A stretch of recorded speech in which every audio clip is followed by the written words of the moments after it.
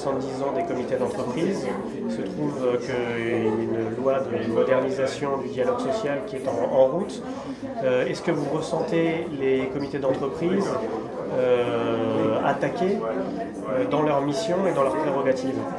Très concrètement, cette loi, elle fragilise énormément les comités d'entreprise de moins de 300 salariés, puisqu'elle instaure une délégation unique du personnel, c'est-à-dire une fusion de mandats. Donc on se retrouve avec des instances qui ont de moins en moins de moyens, pour des prérogatives qui sont élargies. Donc c'est compliqué.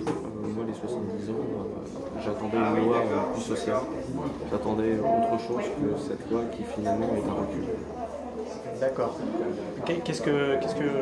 Dans quel secteur le CE est le plus attaqué? Est-ce que c'est le côté dialogue avec le patron, ou est-ce que c'est dans les activités d'émancipation et culturelle et sociale?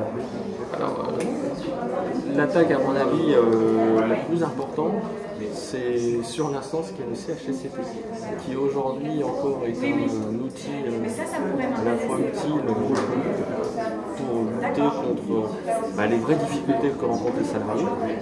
Et cette loi, avec la fusion des mandats du CHSCT, avec le délégué du personnel et le comité d'entreprise, vont donner intrinsèquement beaucoup moins de moyens aux élus pour réaliser leur mission. Et donc pour moi, c'est la plus grande attaque, le plus grand danger. D'accord, avec une baisse de moyens, baisse de moyens, fusion des mandats, les mandats séparés, c'est catastrophique. Les instances de concertation, elles vont devenir plus des instances d'enregistrement. C'est, à mon sens, quelque chose de catastrophique.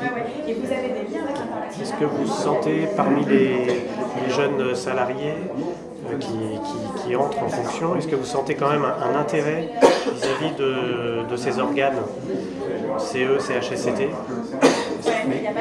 Alors, bien évidemment, les jeunes salariés, quand ils rentrent dans une entreprise, ils sollicitent le comité d'entreprise pour bénéficier notamment des services culturels.